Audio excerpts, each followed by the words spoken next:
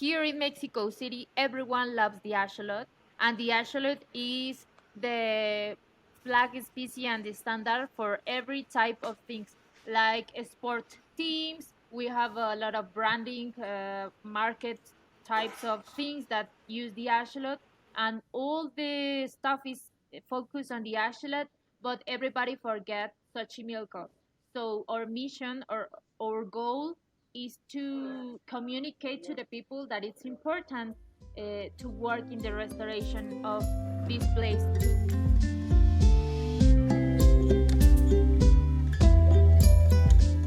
Welcome to the Possibilists.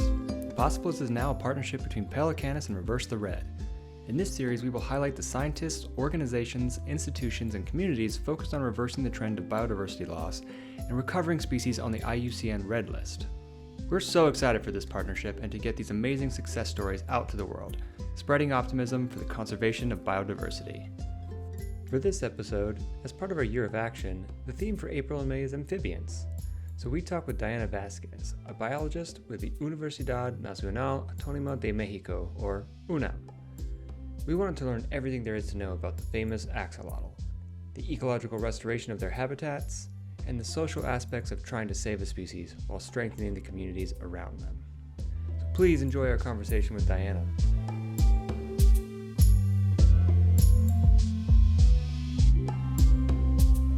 Diana, thank you so much for joining us on The Possibilists.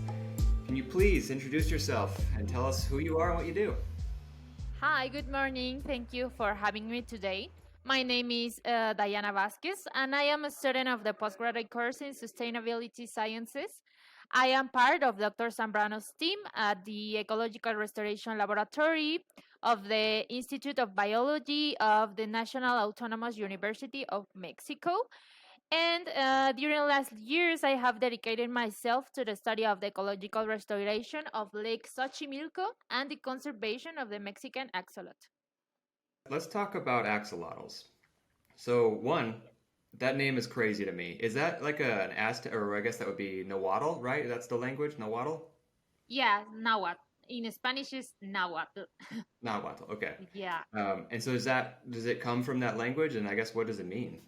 Yes, the first news about these iconic organisms go back to the writings of one person called Fray Bernardino de Sahagún in his work Historia Natural de las Cosas de la Nueva España, or New Spain Natural History, published in the middle of the 16th century, who recounts the meaning of the axolotl in pre-Hispanic mythology, and it was considered as a remembrance of the deity Xolotl, from who takes its name in Nahuatl, Axolotl, which means monster of water. So it's very interesting because it's very, very important as a cultural level in Mexico City. So, can you kind of also describe the species? Because if it's called a monster of water, and they do look pretty crazy, kind of Yeah. describe the species. What do they eat? Why are they important? All those kinds of things. Yeah, sure. Well, the axolotl species is Ambystoma mexicanum, and it's an endemic amphibian of Xochimilco. We can only look the axolotls at Xochimilco. Well, we have 17 species of Ambystomas, the gender, but Ambystoma mexicanum is currently only in Xochimilco, and it is distinguished by its cultural importance, both historical and current and biological, which has led it to be considered an emblematic species of our country. That's why it's very important for us. And axolotls belong to the order Urodelo of the Ambystomatidae family, that it's a family which includes salamanders, and they present a phenomenon called neoteny. And neoteny, it's like they reach sexual maturity with larval characteristics. So axolotl seems like a babies, but they are adults, right? And they reach these sexual characteristics. Um, the axolotl, it reaches up to 30 centimeters of length, and they have a robust complexion. In wild, we know and we saw that the axolotls in all the social media and all the places in the world are like these pink axolots. But in wild, the axolots, the Mexican axolot specifically, is like grayish brown or greenish, like black or gray. So they are beautiful in this color, and the pink one is axolotl. It's like a mutation for the color of the wild, and we have pink axolots, but the wild is green. And they have those kind of exposed gills that like also makes it look like a little baby dragon. Oh yes, yes. It's a very special characteristic of our axolots because we have another ambystoma, but this species in a specific, it's very characteristic for this type of branches in the head. And also, you ask about the diet of the axolots. Axolots are strict carnivores, but their diet varies through the development of the animal. And in the laboratory, we have like 130 axolots in our colony, and we provide them with live food so they can don't lose their hunting instinct. We feed with tubifesk, brine shrimps, a little fishes called charales, and a little crayfish called acosiles. And charales and acosiles also are endemic species of Xochimilco Lake. We actually were able to visit. I don't know if you remember this, Taylor, when we were like, I was probably 10 or 11, but we went to Mexico City, and I remember the flat boats that you go around in Xochimilco, and you can like order people to come over and bring food, and there's like people that have music. Yeah. And then when I saw that the axolotls actually lived there, that blew my mind. Yeah, well, Xochimilco is gorgeous, a gorgeous place. And the habitat of the axolotl, the native habitat is Xochimilco, and Xochimilco is a lake. And it's a lake who nowadays they have a lot of pressures like waste water discharge, urbanization, of the introduction of species, exotic species too, such as the carps and tilapia. But despite all of these pressures, we have a very beautiful ecosystem characterized by Chinampas. And Chinampas is these water islands, and the Aztecs in the pre-Hispanic times produces a lot of crops to feed the citizens, for Mexico City in that time. So nowadays we also have producers that stay in the Chinampas and produce with agroecological principles, and they continue to feed all the citizens in Mexico City. And if I remember right, it's a lake, but the whole city of Mexico City was kind of built on a wetland, right? Yes, that's right. I remember going into I think it's called the Zocalo, where that church is like sinking, and then going over to Xochimilco, being like, oh, this is what it all used to look like. It was kind of a weird lake, kind of half freshwater wetland. Yes, in pre-Hispanic times we had 5 lakes, and nowadays we only have a little remnant in Xochimilco and Zumpango Lake. We know, based on scientific studies, we only have 33% of the original territory of the 5 lakes that we had. Wow. Yes. It seems to me as if the development and the reduction of habitat is the main driver for why they're having issues. Why they're actually, what is their status on the red list? Are they endangered?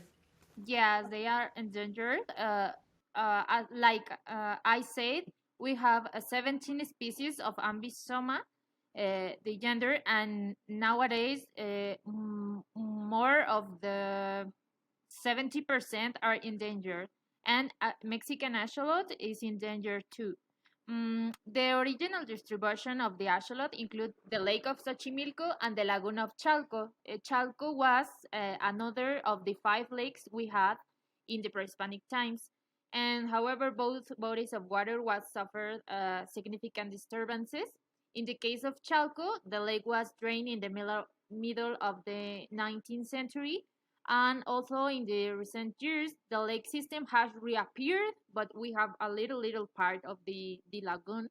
One interesting fact is that in 1998, the first census um, told us that we had 6,000 axolotls per square kilometer, and the last census in 2014, we only have 36 per square kilometer.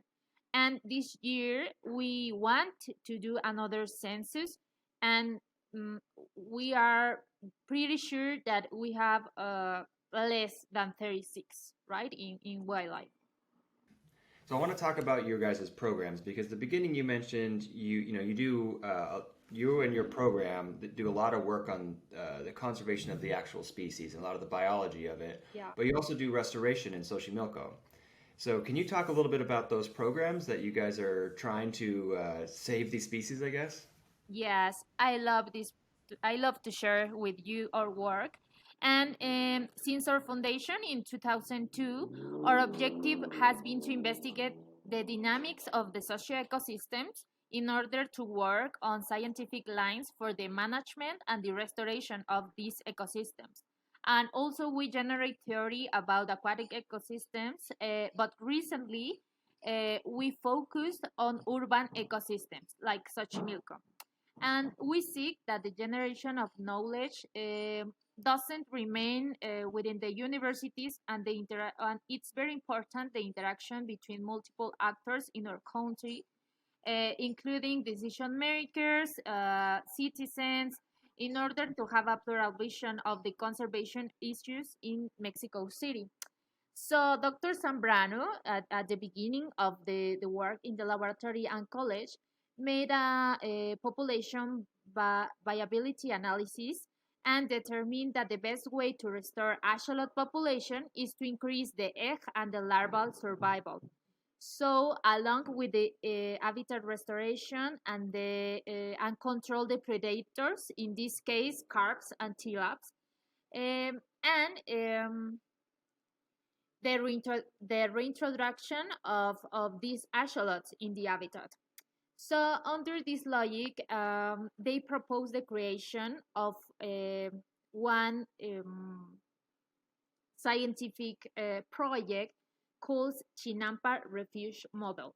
And Chinampa Refuge Model involving the in situ conservation of the axolotl, and in which the organisms can carry out their life cycle without the threats of the current conditions of Lake Xochimilco, such as urbanization, the exotic species, and the wastewater pollution.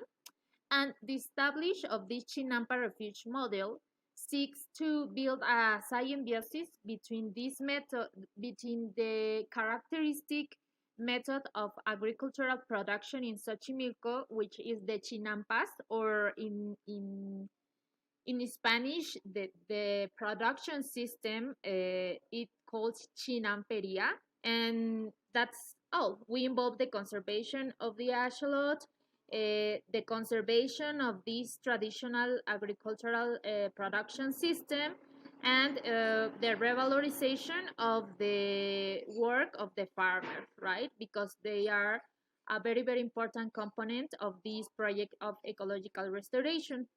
So to this way of producing, we have a plus value that is given to the agricultural products like vegetables or flowers, and they can sell them as free of agrochemicals and environmental friendly products.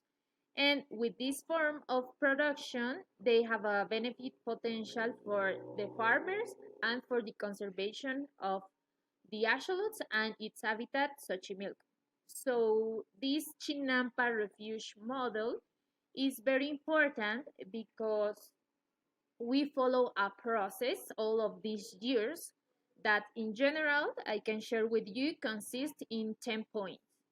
Number one is the opening and rehabilitation of pantlets or of the secondary canals of the Chinampas, because Chinampas are like these floating islands, and we have water in the perimeter of the Chinampas. So rehabilitate these canals. The stabilization of the slopes. We need to work in the Chinampa with with the soil and with the structure of the Chinampa. Number three, it's very important, is the construction of biofilters. We use native aquatic plants, and these plants act like a biofilter to reduce the contaminants in water, like heavy metals and microbiological variables. Then we manufacture and placement agates. These biofilters had like a gate because the objective is to not allow the exotic species enter in these canals, right? So we have in the beginning of the canal and in the end we have these biofilters and gates, and that's why we control the water quality and the not enter to the exotic species.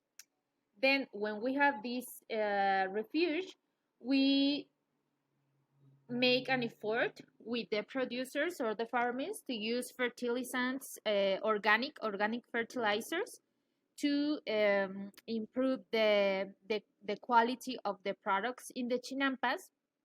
And we also in the Chinamperia work with traditional seed germination that it called in Spanish chapin. The chapin is the most representative characteristic of Chinamperia.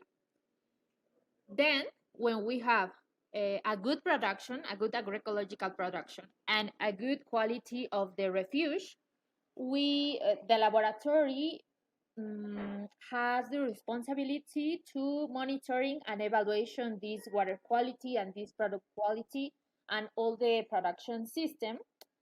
Then we have another component that is volatility product that it means that we make analysis of the production quality, like the texture, the color, the flavor of the products. And the step number 9 is etiqueta chinampera. I will tell you later about this project in specific. And then we are looking for financial sustainability. So Chinampa Refuge is not only a technical restoration model. We have a lot of components that are involved in social work with the people, with the farmers, but also with the people who cares about Xochimilco. So nowadays we are in the step number 8 and 9, and we create this etiqueta chinampera, and I will tell you later what is about this project. But in a general picture, that's Chinampa Refuge project. Wow. That was intense. Okay, so Taylor and I have talked to so many people about restoration, bringing species back, and every single successful project basically just lays out exactly what you just said. And so it seems as if all you guys need is just a little bit of time, and that was amazing. That's exactly what should be happening, and I'm so excited that that is actually what's happening. The fact that you're doing everything from the hard science with the water quality to actual habitat restoration to fixing the topography, reducing exotics, and then also getting the community involved and making sure that their agricultural products are safe and while also still productive Because if you just say, hey, we got to save these species, but you got to stop farming, and good luck finding a way to feed your kids. What's the point of that? It's part of our work. It's hard because at the beginning we only have biologists in the team, but then we realized that we need to work with another disciplines. And nowadays, Chinampa Refuge Model is like a transdisciplinary project because we work with economists and with another biologist and with lawyers and with people and with sociologists. So we have a very, very interesting team. Yeah, and I love that it's called the Chinampa Refuge Model, as if other organizations in other parts of the world could then use that model because it's a Right, perfectly laid out 10-step system. right. That's awesome to hear. I'll just second what Austin said. It's really wonderful that you have it laid out so um, logically, and as a model for so many others to recreate.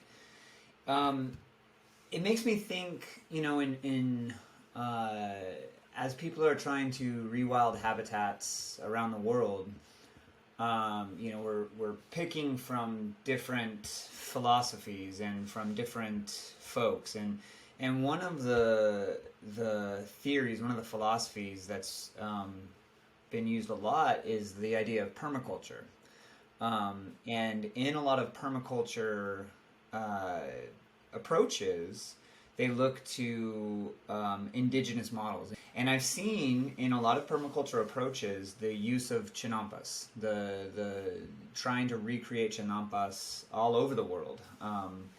And it just makes me think, not only could the model of Chinampas itself be used, but maybe the model of Chinampas as wildlife restoration be used. So not just this permaculture component, and not just this wildlife rewilding, but then this massive mixture of the social and the biological. And I just wanted to get your thoughts. How much do you think that this could be something, the model that you are using, can it be recreated globally? Or is it just specific to Mexico City? No, I think all around the world they can use the base of this type of ecological restoration model. Um, Chinampas are a very productive system, and all around the world, the people want to make a similar like that. And as you said, uh, many people of all countries come here and write to us because they are interested in understand what happened in the chinampas that make it possible for the restoration of this ecosystem that have a lot of problems, not only social problems, not only environmental problems, also economic problems with local people. And I think because I saw in another countries, for example, in Colombia, I know they have like a similar system. I don't remember the name, but also they have these interesting ways of agricultural production, and also they have these canals with water, and also they have problems with the conservation of the biodiversity. So they can um, take a look for this specific project in Mexico City, and I think they can apply some principles to their problematics too. Yeah, it really opens up the thought of how we can have this nexus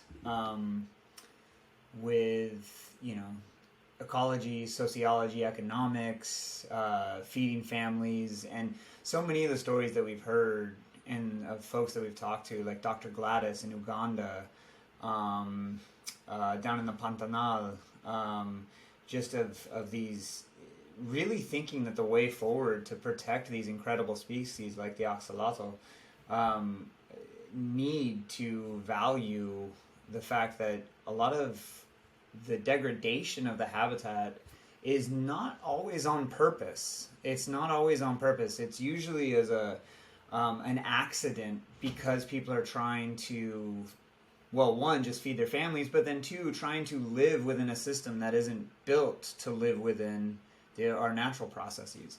But that opens up the question for me is what happens when there is the non-accidents, the on-purpose problems for the axolotls. So, for example, I'm seeing axolotls becoming pets more and more.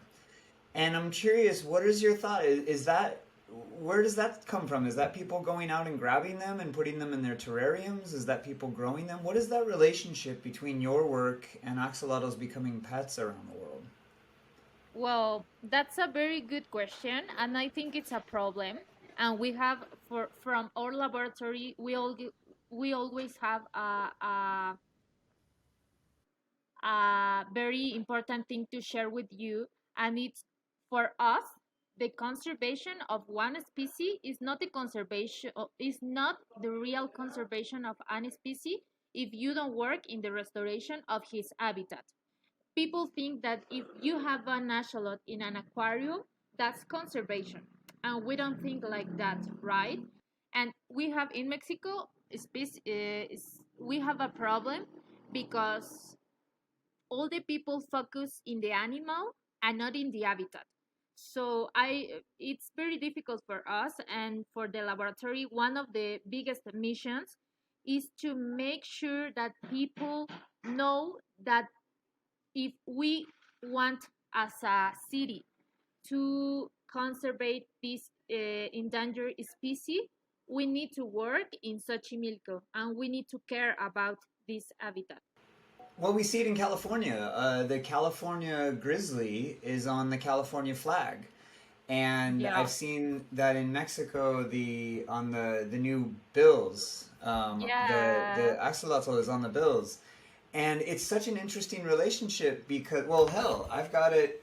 I've got one on my notebook, where I keep notes, and so it's this interesting relationship. We want to celebrate, we want to promote, we want to get excited about these animals, charismatic or not. But then what happens to the actual conservation and what happens to the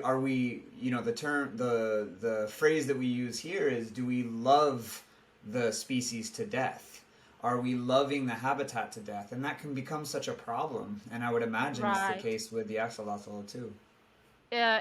Here in Mexico City, everyone loves the axolotl, and the axolotl is the flag species and the standard for every type of things, like sport teams. We have in the bill, we have a lot of branding, market types of things that use the axolotl, and all the stuff is focused on the axolotl, but everybody forgets Xochimilco.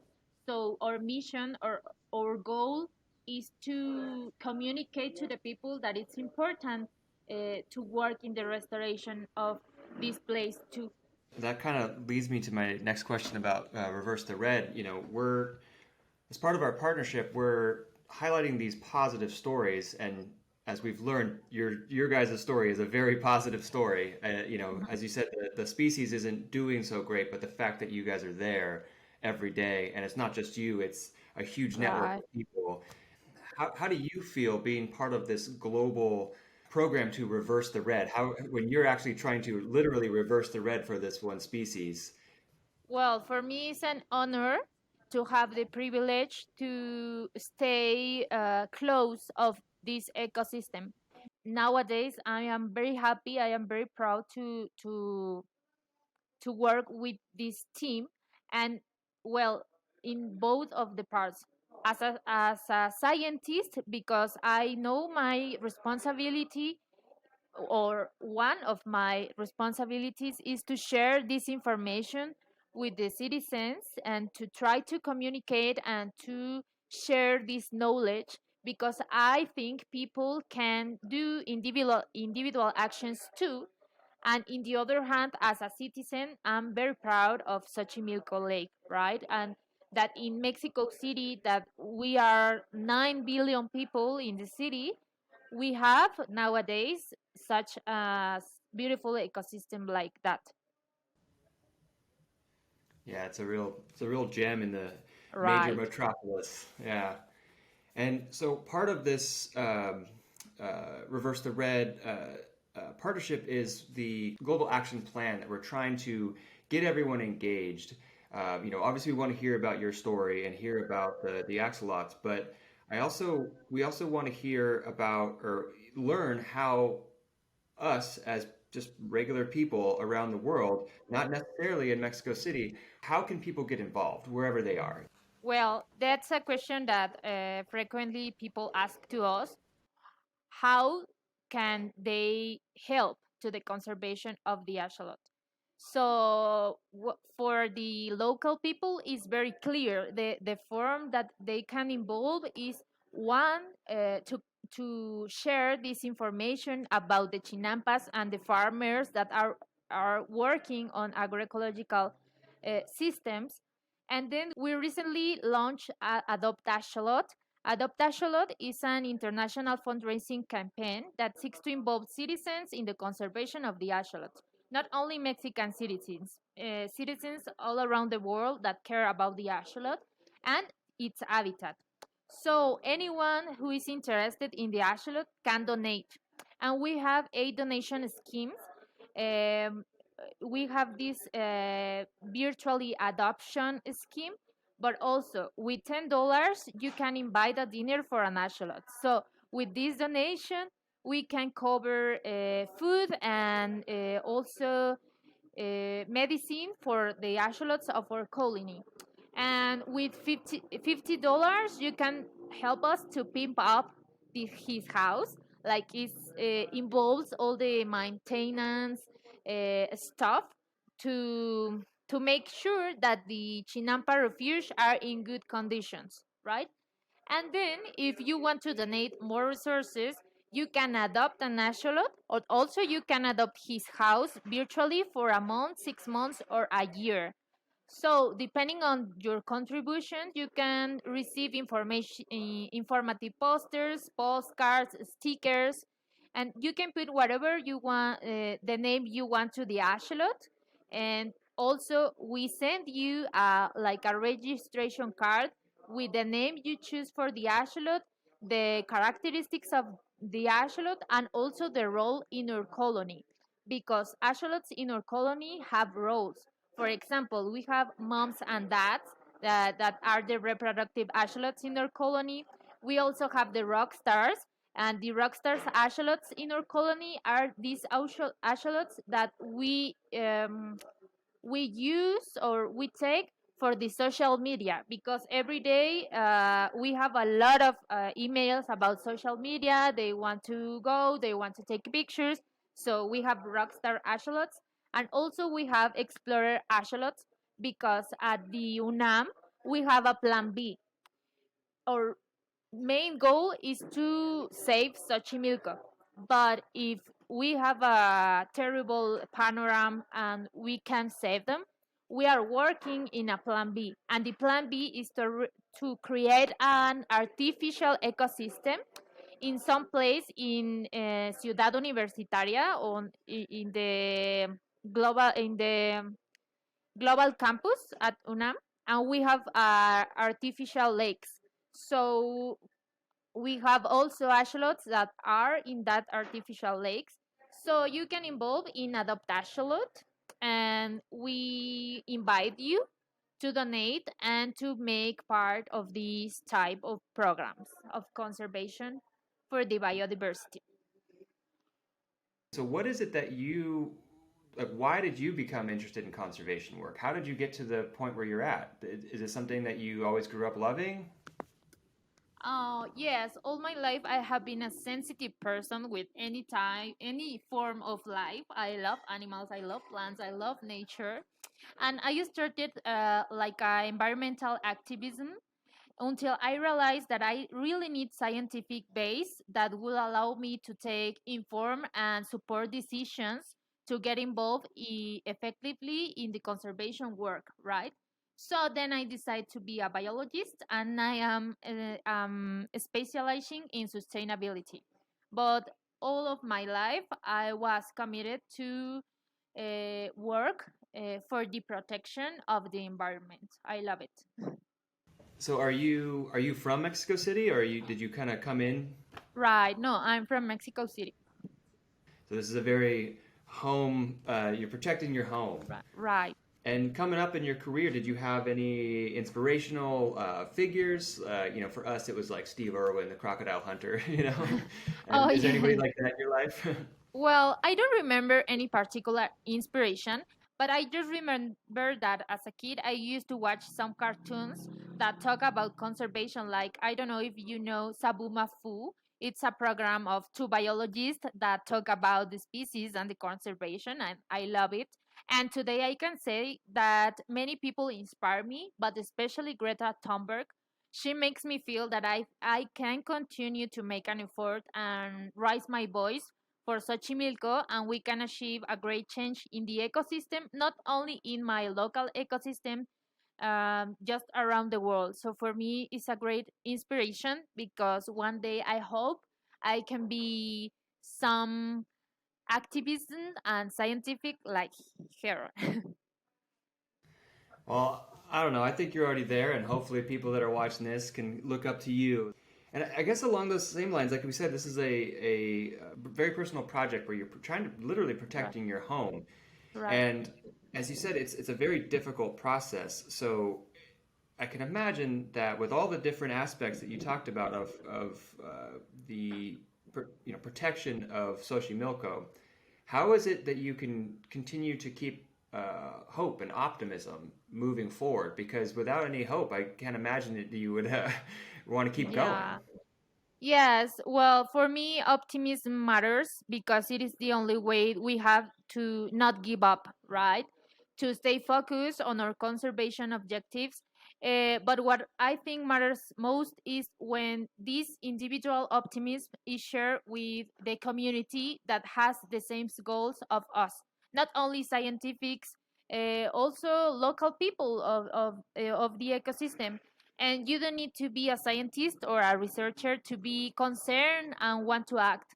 So we are millions of people around the world that want a better future for our future generations and for us. And despite the fact that the general look is hopeless in Xochimilco, it motivates me to find college and people like you that are concerned about the environment and the conservation of the biodiversity. And as a scientist, one of our I talk about all of the team because one of our great missions is to share this knowledge in a simple way to society and realize that people care and they look to us every day to know how to support this conservation program. Not as I said before, not only in Mexico but in all countries of the world. And this is one of my higher hopes, right? So that's why I stay motivated each day with this project. Everything you guys have, or you have just explained about your whole program, has shown that you're building those resources and that attitude. And so that's what gives me hope, is that you guys are there and just killing it. You guys are doing such a great job. And I feel hope for the future of Xochimilco and this species because of what you and your team are doing. So thank you so much. No, thank you to you. Diana, thank you so much. That was amazing. You guys are amazing. The fact that all the work you guys are doing is so cool. Thank you for having me. You can visit our work in restauracionecologica.org/adopciones. But I want to say thank you to write to us because you want to share the work that we do, and that's a difficult part because we have presence in Mexico City. People, I most of the people knows about our work, but the international part is difficult. And like podcast like you, we can share our work. So thank you so much.